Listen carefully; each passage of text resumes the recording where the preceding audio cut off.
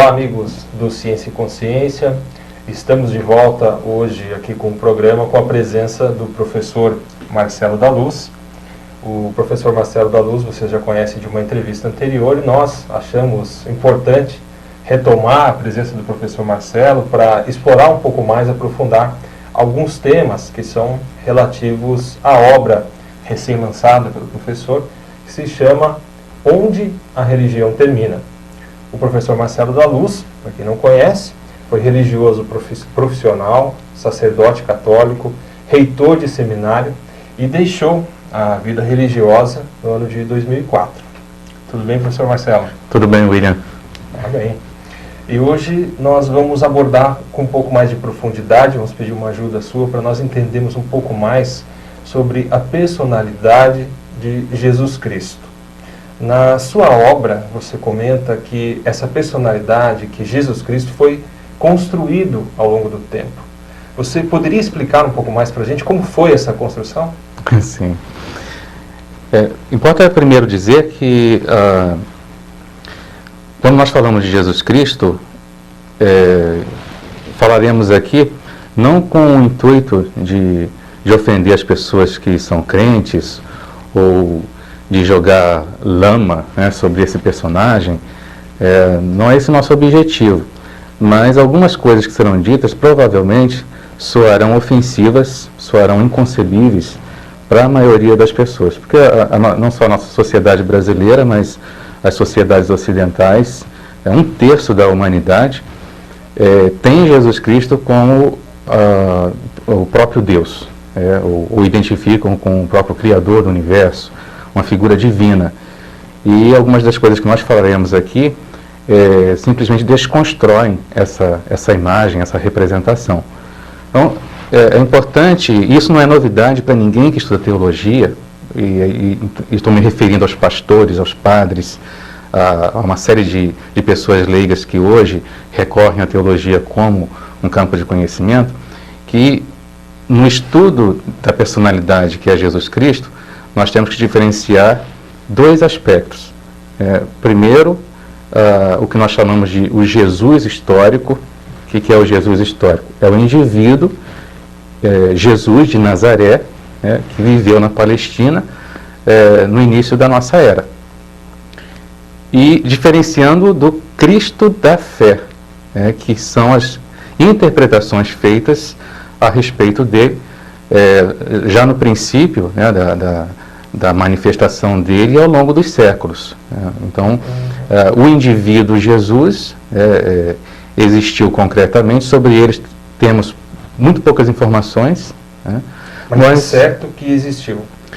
É certo que existiu. Certo. Existem, como para todos os personagens da antiguidade, personagens assim chave, podemos lembrar o próprio Sócrates, figuras que não deixaram algo escrito, como Jesus não deixou nada escrito de próprio punho. Em certas épocas existem críticas ou desconfiança de que esses personagens teriam sido criados, mas existem mínimas, mas evidências assim, suficientes para que não possamos duvidar da existência desse indivíduo concreto. Agora, o salto de pensamento, e considerar esse indivíduo como alguém divino, nisso está todo o problema. Então, o Cristo da fé, porque Jesus Cristo não é um nome próprio. Jesus de Nazaré, geralmente os personagens da antiguidade eram conhecidos pelo local de origem, Nazaré, a cidade na Palestina. E agora, Jesus Cristo é um título honorífico, Jesus o Salvador, o Jesus o ungido, é uma tradução de uma expressão hebraica, o Messias. Então, Jesus Cristo é aquele que é ungido, ou o Salvador do mundo, alguém divinizado. Então, nós temos que diferenciar esses dois aspectos, nesse personagem que nós conhecemos como Jesus.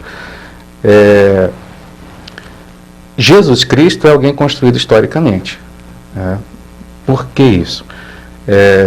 Se nós observarmos os evangelhos que nós chamamos de canônicos, são os 4 evangelhos oficiais, você encontra na Bíblia cristã, seja na versão católica como na versão protestante, embora tenham existido dezenas de outros evangelhos que não entraram nessa lista oficial. Se você observa a história de Jesus contada nesses evangelhos, você vai perceber que existe uma evolução, um crescendo nessa questão da idealização dessa figura, né? Da consideração de que ele era um homem excepcional, um homem carismático, alguém que exercia uma influência grande sobre as pessoas, a paulatina, a gradual consideração de que ele era divino. Então, hoje existe um consenso entre estudiosos de que o Evangelho segundo Marcos foi o primeiro evangelho a ser escrito algumas dezenas de anos depois da morte de Jesus. Então, até esse ponto, você tem histórias de pescadores. Você sabe histórias de pescadores, como os pescadores contam histórias, né? Todos os seguidores de Jesus eram pescadores. Então, ao longo de 30, 40 anos, né, você teve uma tradição oral. Ali só pelo ano 70, e isso aí é uma questão de debate entre os pesquisadores, você vai ter o primeiro evangelho, que é o Evangelho de Marcos. Ali, você tem sempre a consideração de Jesus como o Filho do Homem. Agora, mas bem nesse ponto, existia então um período em que a gente poderia dizer assim, que Jesus se tornou uma espécie de lenda que passava de boca em boca entre as pessoas, e um período onde essa personalidade começou a ser construída planejadamente por outras pessoas? Isso aconteceu ou não? Sim, aconteceu. Antes dos evangelhos canônicos, antes do Evangelho de Marcos, nós já tínhamos alguns escritos que hoje estão no Novo Testamento. São as chamadas epístolas, cartas, a maioria delas atribuídas a Paulo. Nem todas foram escritas por Paulo, né? Uma série delas são apenas atribuídas a ele. Eram cartas esporádicas enviadas a certas comunidades que ele dirigia. O núcleo da mensagem de Paulo é a ressurreição de Jesus, morte e ressurreição de Jesus, como elemento fundamental para a redenção do mundo e dos seres humanos. Mas em nenhum momento Paulo considera Jesus como Deus. Ele considera Jesus como alguém muito próximo do Deus hebraico, mas jamais como Deus. Mas existe todo um enaltecimento dessa figura como mediador único e sem o qual nós não teríamos a salvação. Mas em nenhum momento ele é apresentado como Deus. No Evangelho de Marcos, que é o primeiro, ele é considerado Filho de Deus. Mas sobre você nem imagina o volume de literatura que já foi escrito sobre isso. O que significa esse Filho de Deus? Os evangelhos seguintes, Mateus e Lucas, são praticamente cópias de Marcos. A maior parte do material que está neles vem de Marcos. E existe uma certa porção que vem de outras fontes. Mas eles também não chegam a afirmar a divindade de Jesus. Essa afirmação da divindade vai acontecer com o Evangelho de João, que é o evangelho mais tardio, data aí do ano 100. Alguns estudiosos chegam a projetar a data de redação desse evangelho para o ano 110. Então, esses evangelhos todos aconteceram, foram escritos num período de mais ou menos um século, é isso? Exato. E em concomitância, outros evangelhos foram escritos, também muitos outros também mais tardios. Durante a maior parte da história esse material ficou perdido, mas hoje nós temos condições de comparar uma série de escritos que não entraram nessa lista. Mas só para resumir isso que nós estamos, esse crescendo na idealização, no Evangelho de Marcos, que é o primeiro, Jesus ele é apresentado como ungido, como Filho de Deus, ele é apresentado como alguém especial a partir do batismo. A missão dele como enviado especial começa no batismo. No Rio Jordão, João Batista, os personagens são conhecidos. Em Mateus e Lucas, essa eleição divina começa no seio materno. Então já há uma regressão.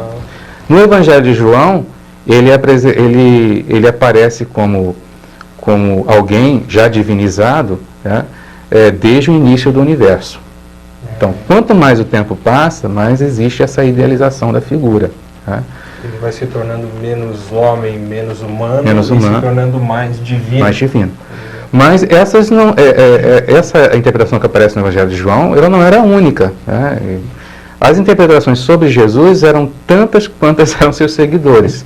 Existiam outras correntes no princípio ali do século II, século III, os famosos cristãos gnósticos, é uma série de tendências diferentes, existe uma complexidade de estudos sobre isso. Essas interpretações divergentes, tá, elas não capacitam, não capacitavam os cristãos a terem uma visão unívoca sobre Jesus. Então, o que hoje qualquer cristão que você encontra aí na rua, a maioria da sociedade brasileira professa o cristianismo, as pessoas têm uma ideia ingênua, né, de que essa revelação de que Jesus é a segunda pessoa da Santíssima Trindade, que Ele é Deus, né, que Ele trouxe uma mensagem de salvação, que Ele morreu pela humanidade. Isso aí é uma mensagem unívoca, né, uma mensagem clara, direta, confiada a um grupo, que era o grupo dos apóstolos, que fundaram a igreja, e que hoje todos os clérigos são representantes dessa primeira família, né, de mensageiros. As pessoas têm essa ideia ingênua dessa linha de continuidade. Jamais, isso é uma coisa que incomoda, vai incomodar. Incomoda, mas não são ignorantes disso, os que estudam teologia, né, jamais houve uniformidade de pensamento no cristianismo. Desde o pequeno grupo que andou em torno de Jesus, né, atravessando os séculos, principalmente os primeiros séculos, não houve essa uniformidade que as igrejas cristãs alegam haver. Agora, como foi essa seleção, vamos dizer, se existiam várias interpretações, né? Porque esses evangelhos são os evangelhos que chegaram até a atualidade, vamos dizer, são os evangelhos oficiais, né? Como é que vocês selecionam eles? Já no século II, começou a haver, nessa briga de correntes, né, ou nessa divergência de correntes, começou a haver um movimento que mais tarde se tornaria vitorioso. É o que nós chamamos de cristianismo oficial. Né? O bispo Irineu de Lyon, no século II, ele já era o defensor, né, de uma suposta verdade única, de um evangelho único, que seria o evangelho quádruplo, né? A mensagem de Jesus colocada nesses 4 evangelhos oficiais. Agora, é importante também para quem está nos assistindo saber que o que nós chamamos de evangelho não é uma biografia de Jesus, porque geralmente também essa é uma ideia ingênua, né, que a maioria dos crentes, a maioria das pessoas que ouvem falar em religião cristã, em evangelho, em Jesus Cristo, geralmente pensam nesse sentido. Você entende que a história de Jesus é contada na Bíblia, né? Exato. E quando nós falamos de história de Jesus, nós temos essa ideia moderna de biografia, né? de um relato feito por alguém que observou o nascimento, o crescimento, a obra pública desse personagem, e que haveria coisas objetivas ali a serem descritas. Mas isso não é realidade. O que é o Evangelho? É um gênero literário que foi construído à parte. Né? Em que ele consiste? Ele consiste, na verdade, numa atualização, numa interpretação que atualiza os supostos ensinamentos de Jesus para pessoas que estavam vivendo certos problemas em certas épocas. Então, os primeiros os evangelhos oficiais foram escritos dezenas de anos depois da morte de Jesus. Ora, as comunidades nas quais esses evangelhos surgiram, elas eram compostas por indivíduos que estavam vivendo uma série de conflitos, uma série de problemas, e eles queriam saber o que Jesus faria ou diria no lugar deles. Né? Mas eles tinham essas histórias das quais ouviram falar, certos relatos de milagre aqui, certos ditos atribuídos a Jesus ali, a história contada sobre a morte e ressurreição dele. Então, em um certo momento, algumas pessoas, um grupo de pessoas, juntou esses relatos e deu a esses relatos uma certa ordem, né, tentando comunicar uma mensagem. Uma mensagem que era resposta aos problemas daquelas pessoas que estavam vivendo lá século depois. E que daí você entendia que hoje, por exemplo, uma missa, a pessoa que assiste uma missa, ela entende como se a própria personalidade de Jesus Cristo houvesse falado aquelas ideias, ele mesmo tivesse contado aquilo, e de certa forma a pessoa passa a dar até uma confiança então àquelas palavras, porque ela imagina ter vindo de Jesus Cristo, essa personalidade que tem um significado especial, divino, vamos dizer assim. Exato. Só um exemplo para o pessoal entender, né, do que a gente está falando. Todo mundo já ouviu falar daquela famosa história, que geralmente se conta na Semana Santa, de Pedro que chora depois que o galo canta. Né? Ele negaria Jesus 3 vezes antes que o galo cantasse 2 vezes. Então todo mundo já ouviu, mesmo quem não é cristão, quem nunca foi cristão, já ouviu falar dessa história. Olha, as pessoas, quando essa história é lida ou contada durante a Semana Santa, elas imaginam aquela cena acontecendo. Né? Mas veja, isso não ocorreu historicamente. Por que essa história foi contada? Porque os cristãos lá do ano 90, 100, 110, ali no contexto do Evangelho de João, em certas situações estavam já sendo perseguidos. Tá? E na perseguição, eles eram obrigados a renunciar ao nome de Jesus, a renunciar ao seguimento de Cristo.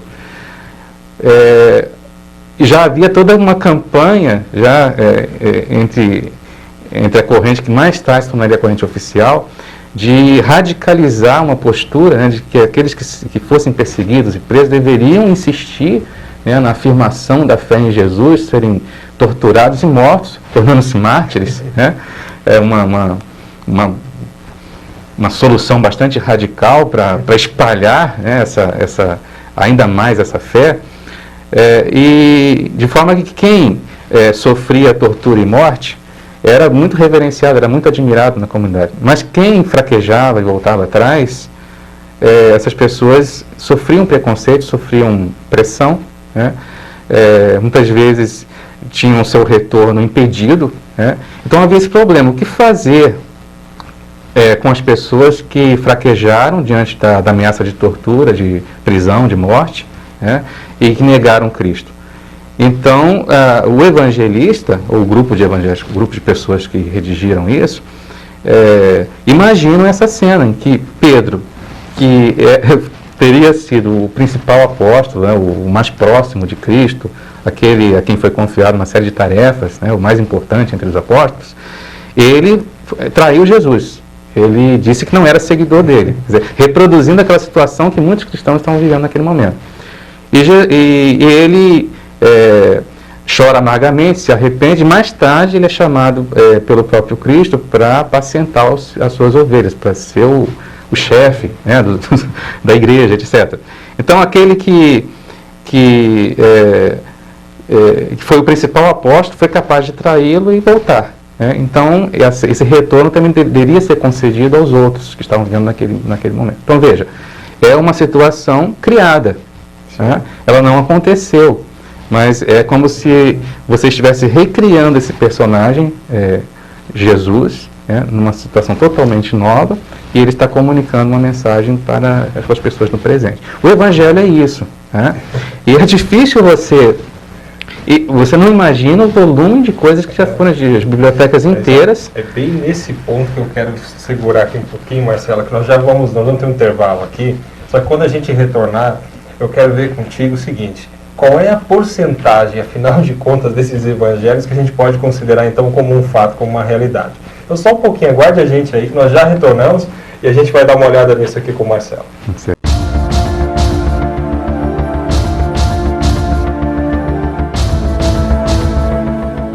Informe. O SEAEC e o professor Valdo Vieira convidam os intermissivistas para o site das tertúlias com conteúdo gratuito sobre parapsiquismo. Acesse tertulia.org.br, tertulia.org.br.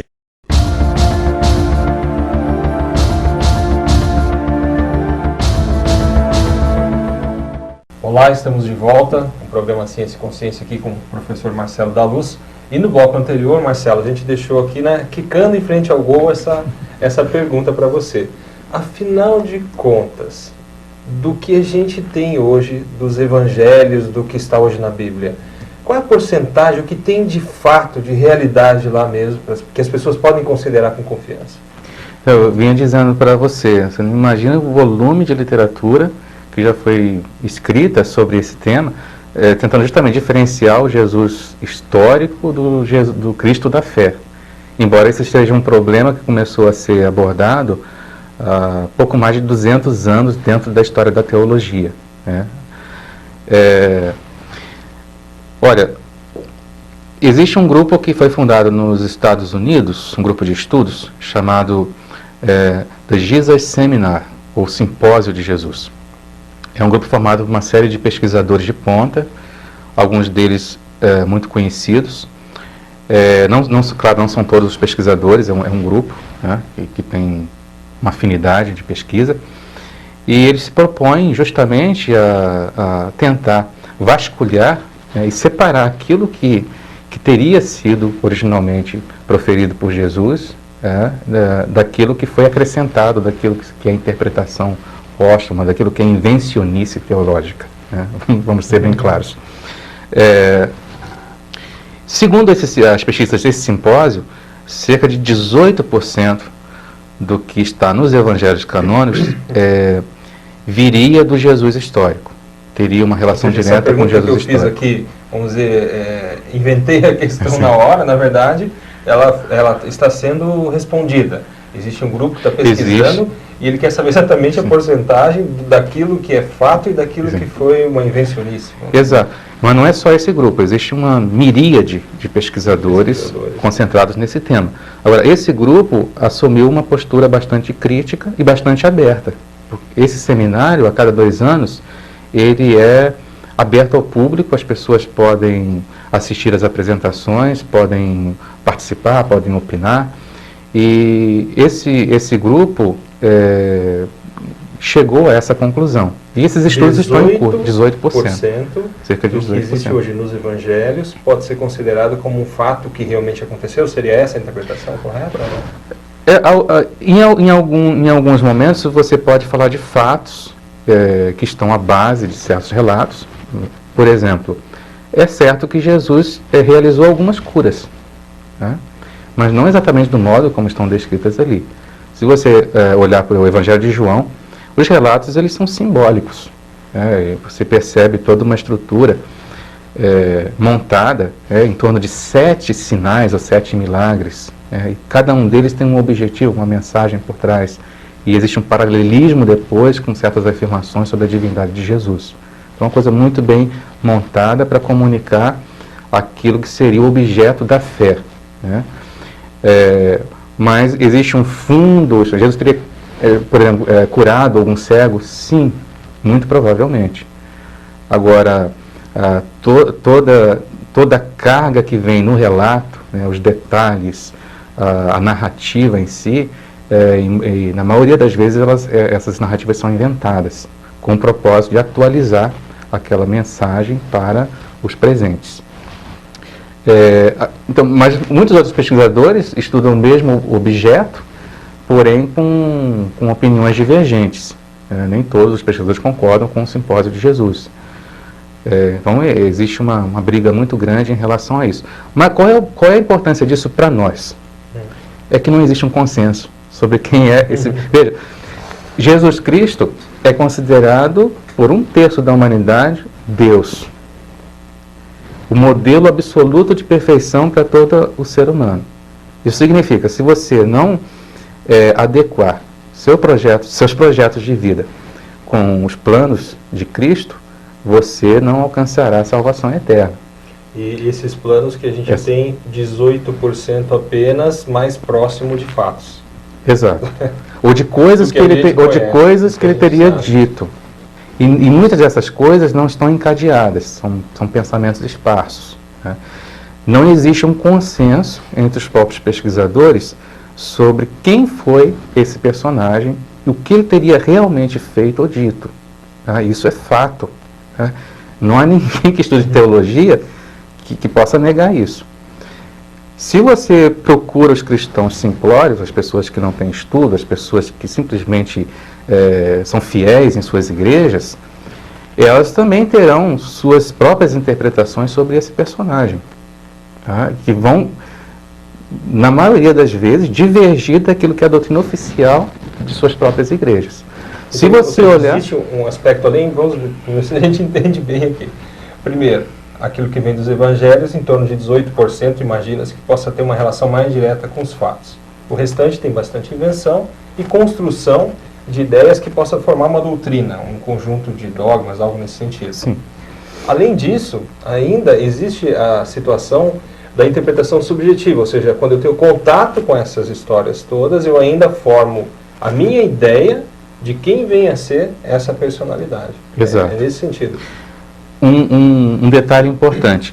Em 2006, foi publicado nos Estados Unidos o Atlas das Religiões. E, baseado em pesquisa bastante acurada, nós temos a informação de 2006, naquele ano de 2006, havia pelo menos no planeta Terra 33.800 seitas cristãs diferentes. Isso significa 33.800 interpretações diferentes de quem é essa personalidade, Cristo, que supostamente é a referência para toda a vida no universo. Alguma coisa está errada, William. Alguma coisa está errada. Se você parar para pensar, bastariam 2 ou 3 interpretações para você já problematizar, para ter problema. Agora, 33.800 em 2006, provavelmente teremos mais, nós estamos em 2010. Alguma coisa está errada. Agora, se você, como eu falei, aborda um cristão comum, ele vai ter sua representação, a sua fantasia sobre essa personalidade. Eu posso referir a mim mesmo. Eu baseei minha vida em Jesus Cristo a maior parte do tempo. Eu saía há 6 anos da vida religiosa, da vida sacerdotal. Eu busquei Jesus Cristo intensamente. Eu busquei Jesus Cristo como o sentido da minha vida e busquei fundo. Né? E quando eu era criança, quando eu era jovem, eu tinha você imagina Jesus como alguém que tem todas as características de um ser humano o mais terno possível, né? Inclusive alguns teólogos assim, mais modernos falam assim, ele é Deus porque não há ninguém humano quanto ele. Quer dizer, alguém que tem todas as características do ser humano otimal, né? Ou ser humano ótimo.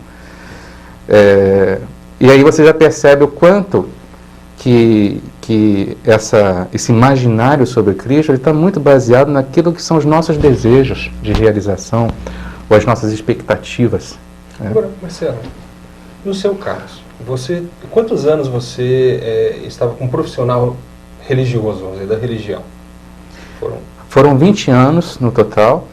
Eu fiz o noviciado em 1980. O noviciado é uma etapa crucial dentro da vida religiosa, na qual você se torna religioso, alguém que professa os conselhos evangélicos.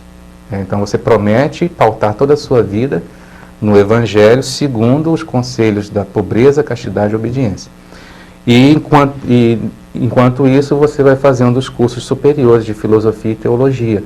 Ao final da teologia você é ordenado sacerdote. Meu período de estudos no seminário, em vários seminários e em vários países, inclusive, durou 10 anos.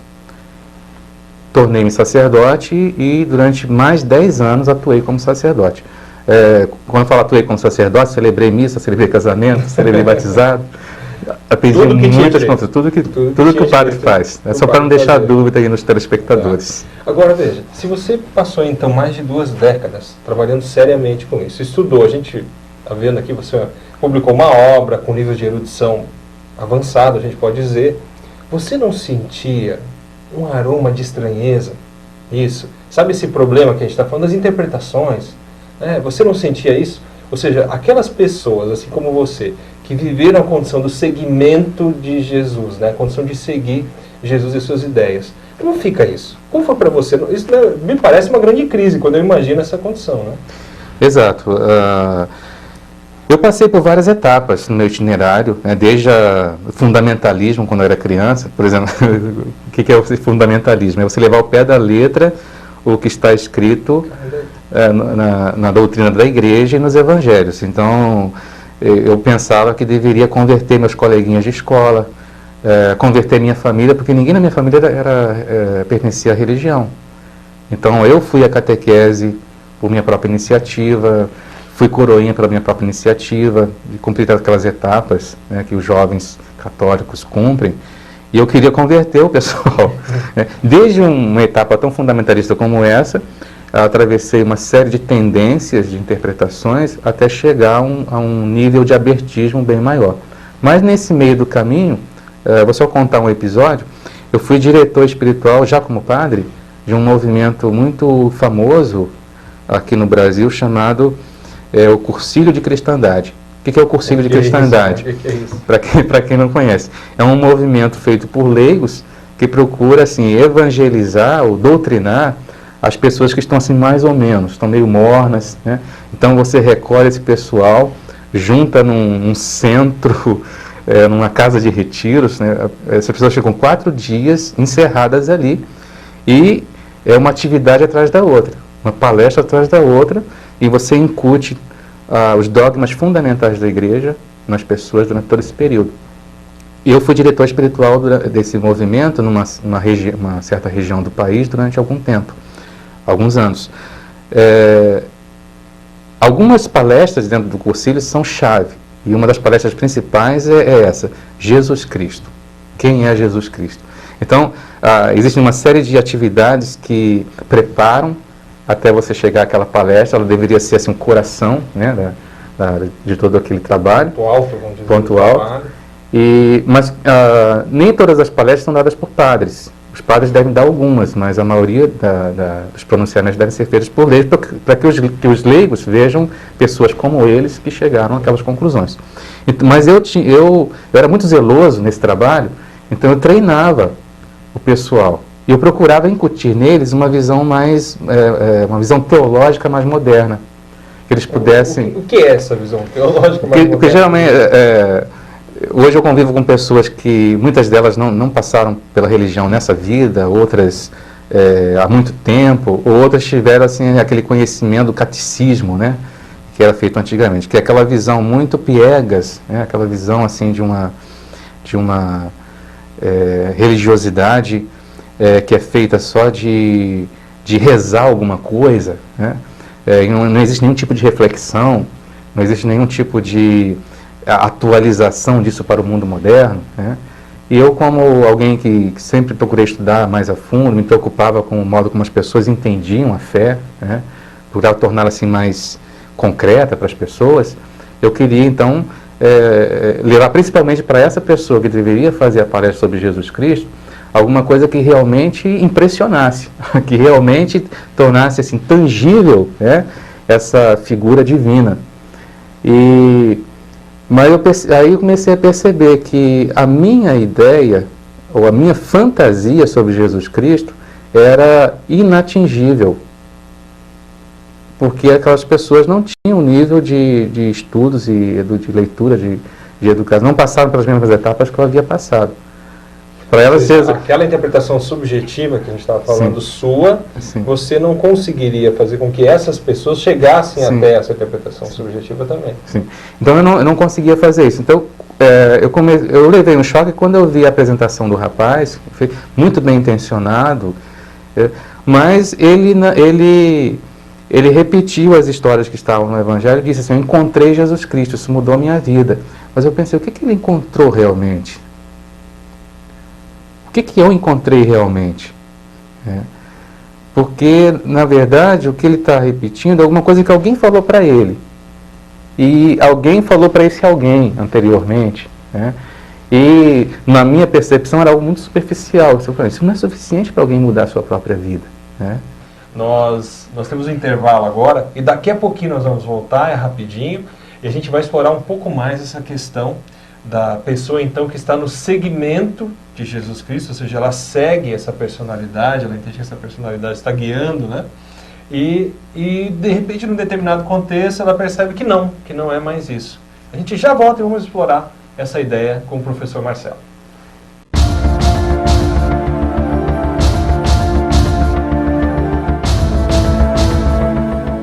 Informe. O SEAEC e o professor Valdo Vieira convidam os intermissivistas para o site das tertúlias com conteúdo gratuito sobre parapsiquismo. Acesse tertulia.org.br, tertulia.org.br.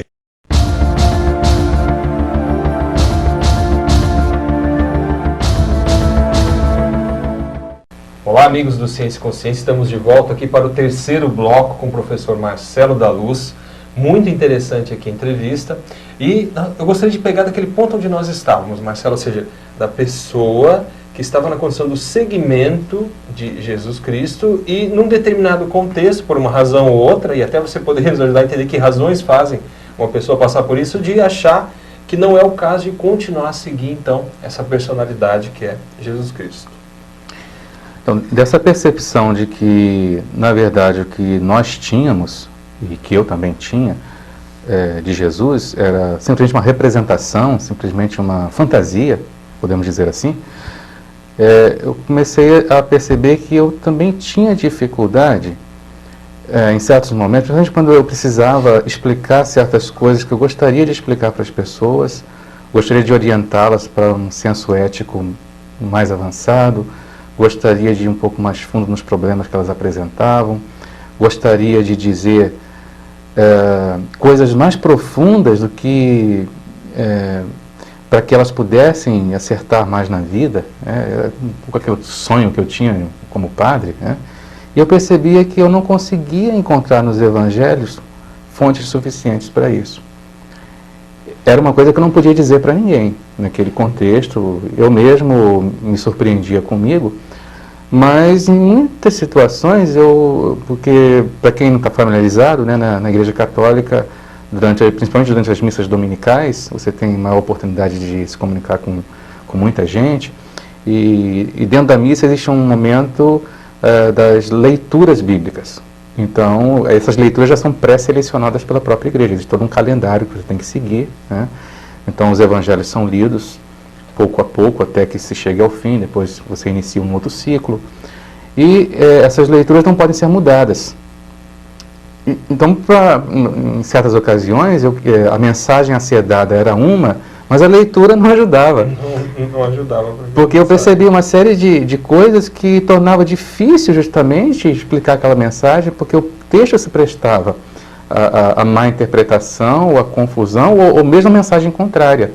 Então, por exemplo, como é que eu poderia apresentar Jesus como o protótipo do pacifista, ou de alguém que representava muito para o mundo e deveria ser reconhecido pelo mundo como Salvador, e que teria uma mensagem de paz num mundo tão conflituoso e guerras explodindo a todo momento, em todo lugar, se eu me deparava com um texto em que Jesus, por exemplo, recomenda aos discípulos que eles devem portar espadas, e que ele veio não para trazer a paz, mas para trazer a espada.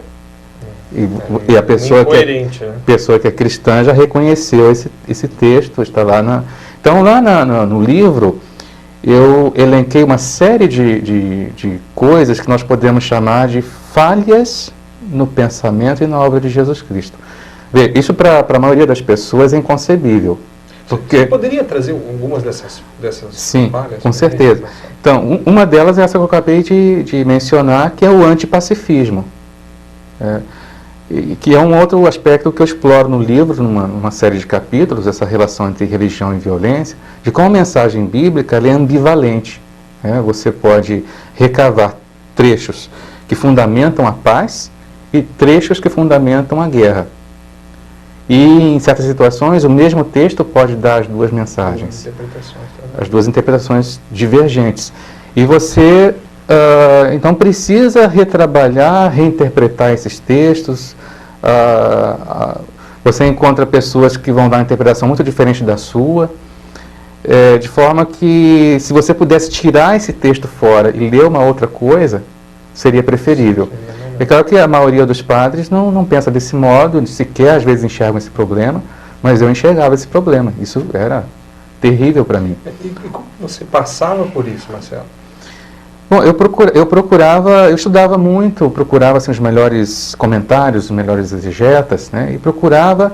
Só que para você desbastar esses problemas, você precisa entrar em certos detalhes exegéticos, de interpretação da Escritura.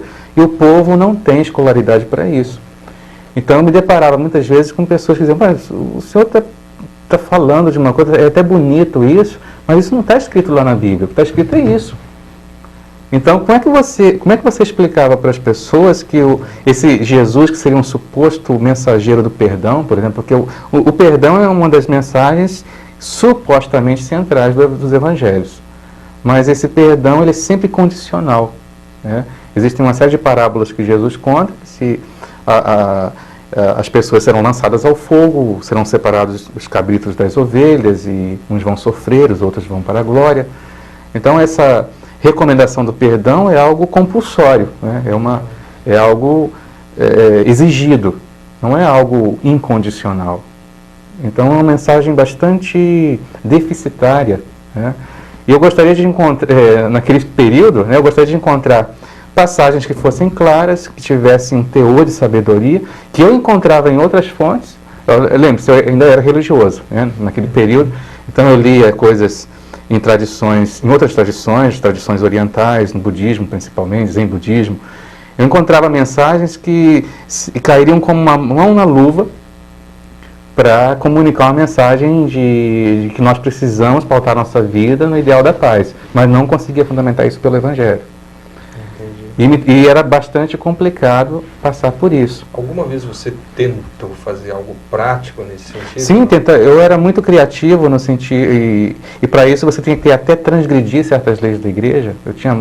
Eu me dava muita liberdade litúrgica, então às vezes eu substituía certas leituras. Isso não era permitido, mas eu criava teatro, eu muitas vezes traduzia, porque a versão que você tem para ler é uma versão que soa muito estranha à população, porque é uma versão muito bem construída, na segunda pessoa do plural, e as pessoas não vivem isso no dia a dia. Então eu retraduzia aquilo numa linguagem popular, criava histórias, teatro, trabalhava com jovens, essa coisa toda, mas eu percebia que era um forçar muito a barra. Era a minha religião, eu era pároco de uma paróquia de um único habitante, que era eu mesmo, né? E hoje eu posso dizer que todo teólogo é o pároco de uma paróquia de um habitante só, porque a interpretação dele, que parece muito brilhante, mas que não fará sentido para a maioria das pessoas. Ou se fará para um certo grupo, mas esse certo grupo vai se chocar com tantos outros que têm interpretações muito diferentes daquela. De forma que, onde está a objetividade dessa mensagem, né? Então, hoje, eu penso que nós precisamos assim, debater abertamente a questão da mensagem bíblica como você tem que tirar toda essa crosta do dogma. Hoje eu estou livre para fazer isso, naquele tempo eu não era livre para fazer isso. Agora, isso então, não é tão simples, não é tão simples. Como é que uma pessoa hoje, se você for pensar bem, né? Uma pessoa que fale alguma coisa que aborde a realidade da personalidade de Jesus Cristo, não como o ser que é um Deus ou é o Filho de Deus, mas como um ser humano. Isso não é bem visto. Eu imagino que deva ser difícil também, e não sei nem se é possível fazer isso hoje dentro do contexto religioso de alguma maneira. Geralmente os teólogos, principalmente os teólogos mais modernos, porque existem diferenças de enfoque teológico, né? Existe aquele enfoque mais fundamentalista, ou doutrinário, no sentido ortodoxo, de que falou, está falado, né? E você tem que baixar a cabeça, obedecer. Jesus é Deus, se ele quer castigar, ele vai castigar, mas ele quer perdoar, ele não quer, é a pessoa que se joga no inferno, todos esses artifícios, né? Mas existe uma série de correntes mais modernas que procuram, assim, fazer a interlocução dos conteúdos doutrinários ou teológicos com outras ciências humanas, psicologia, sociologia, história. E aí você tem uma série de reconstruções que muitas vezes tentam fundamentar ou justificar aquilo que é absurdo, né? E então, mesmo aqueles que se deparam com certos questionamentos, como eu me deparava, às vezes acabam dando nó em pingo d'água e voltando a reforçar a própria crença. Mas eu não fiquei satisfeito com as explicações que eu recebia e com as coisas que eu estudava dentro da teologia, e passei a perceber uma série de falhas no pensamento e na obra de Jesus Cristo. De forma que, quando eu digo Jesus é humano, é humano de verdade, com as falhas que nós estamos sujeitos a cometer. Então, lá no livro eu elenco pelo menos 15 falhas no pensamento e na obra dele, imaturidades, provas da inépcia, né, dessa consciência. E isso será difícil assim, para o leitor que é religioso, e eu penso que muitos que estão acompanhando aqui estejam assim, com um nó na garganta, né, ou já desligaram. Mas nós precisamos realmente enfrentar isso. Então você tinha me pedido alguns desses exemplos. Não, já citei o antipacifismo, né, mas uma das coisas que muito me impressionavam era como o amor, que é um outro conteúdo, que é visto como o núcleo, né, do Evangelho, e os religiosos modernos falam de amor incondicional. Jesus é o arauto, o mensageiro do amor incondicional. Como esse amor, na verdade, pregado por Jesus, é um amor condicional e sectário. Né? Por quê? Eu vou me lembrar até um pronunciamento feito até fora da tradição católica, né? Chico Xavier, que é um outro personagem célebre e protagonista dentro do Espiritismo. Recentemente a Rede Globo apresentou um especial sobre ele, e o final desse especial mostra o próprio Chico dando uma entrevista e dizendo que ele não encontrou, ele já estava bem adiantado em anos, né? Ele não havia encontrado até então uma filosofia de vida que melhor retratasse o que seria a missão do ser humano. E essa filosofia de vida estava resumida na frase dita por Jesus na última ceia, né? Amai-vos uns aos outros como eu vos amei. As pessoas, quando ouvem isso, dizem, tudo bem, nós podemos encontrar uma série de probleminhas nos evangelhos, muita coisa não está clara, mas uma coisa é certa, o amor, né, nessa versão, amai-vos uns aos outros como eu vos amei, é a mensagem principal para toda a humanidade, e isso faz com que nós continuemos a considerar Jesus Cristo como a referência, o fundamento, o ideal de perfeição. Agora, se você for lá no Evangelho onde isso está escrito, você vai perceber que no Evangelho de João, na última ceia, esse amai-vos uns aos outros não é um amor universal, é aquele apreço, aquela consideração, aquele amor que os discípulos deveriam ter uns pelos outros. Entre eles. E eles estavam em franca oposição aos judeus, que eles viam como inimigos, satanizavam os judeus. Eu precisaria de um programa inteiro para poder explicar isso, mostrando nos textos, né?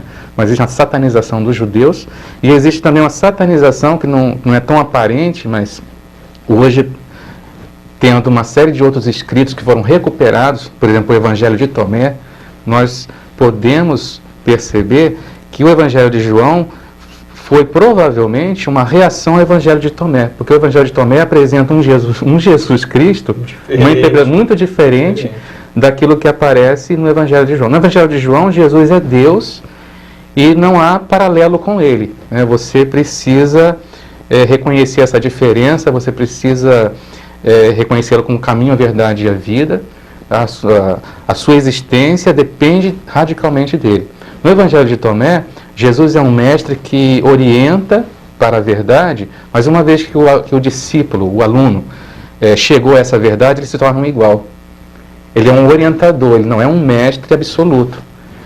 E existia essa rivalidade entre essas comunidades, e o Evangelho de João deixa transparecer isso. Tanto é que aquela famosa história, que todo mundo sabe, o Tomé, que é o incrédulo, né? O São Tomé, que precisa ver para crer, é uma história que está no Evangelho de João justamente para desacreditar aquela tradição.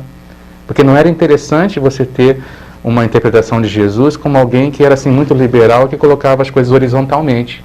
No Evangelho de João você tem uma obrigatoriedade de reconhecer Jesus como Deus. É uma mega idealização, né?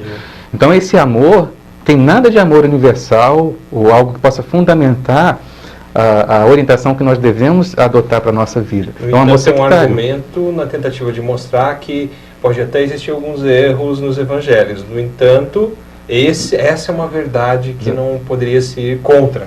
Exato. No entanto, é uma verdade com uma interpretação que distancia ela do que seria a realidade mesmo do que aconteceu. E antes que o pessoal comece a me engolir e mandar mensagens negativas aqui no nosso blog, nós não estamos questionando o bem feito pelo Chico Xavier, o bem feito pelos cristãos nas seitas cristãs, a caridade feita, tudo isso tem seu relativo valor. Né? Só é ilegítimo você fundamentar, dar como justificativa para essas ações altruístas esse amor pregado no Evangelho, porque é um amor que leva a outra direção.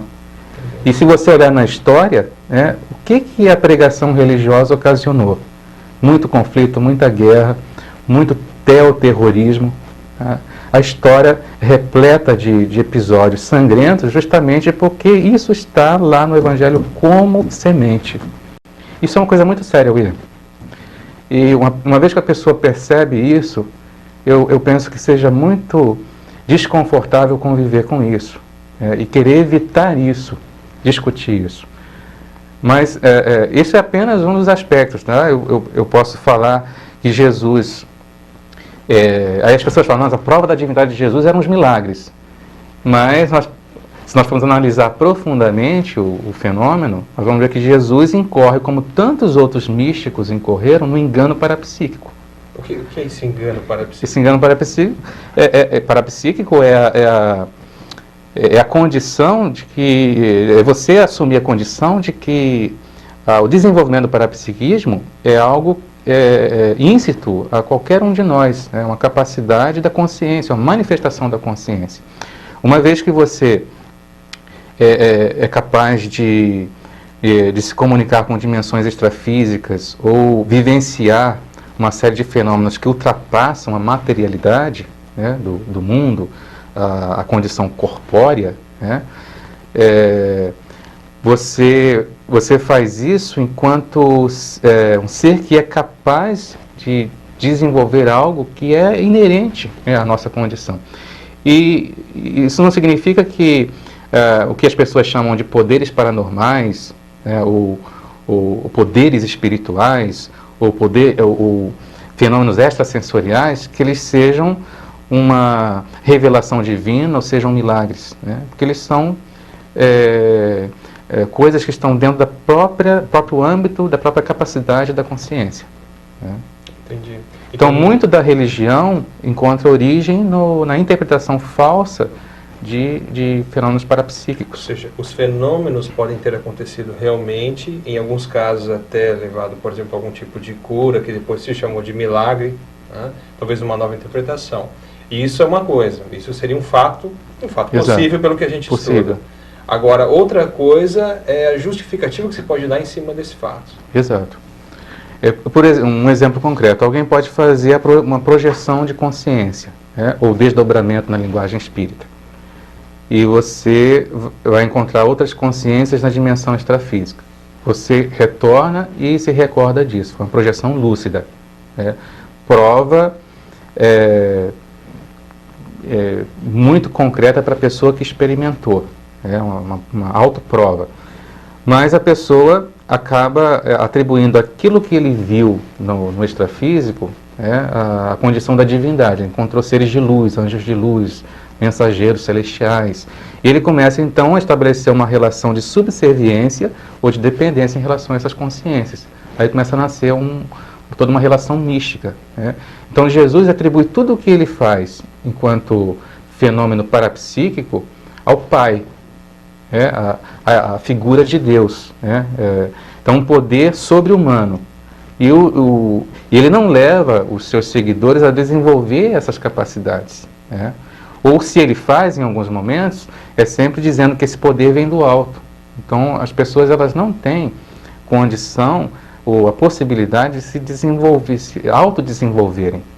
Você sempre tem necessidade, e o cristianismo acabou fincando isso muito na consciência Insiste bastante do nisso, mundo, né?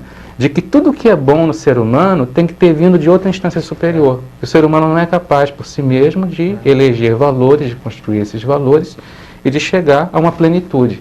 Se você faz algo de bom é porque isso você de alguma recebeu. forma isso vai criar uma dependência, né? Exato. Você nunca poderia desenvolver, por exemplo, por si mesmo determinada Exato. habilidade. Muito interessante, Marcelo. Nós estamos aqui novamente, né? Estamos vencendo aqui o tempo desse bloco, que é o terceiro bloco do programa. Eu acho importante a gente retornar aqui com o Marcelo, porque tem uma série de temas muito interessantes para a gente trabalhar.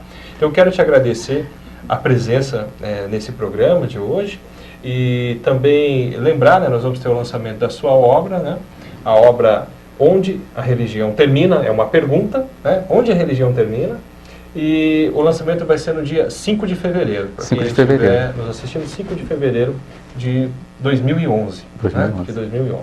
Então, tá bom. Muito obrigado, Marcelo. Obrigado aí aos nossos espectadores e até o próximo programa Ciência e Consciência.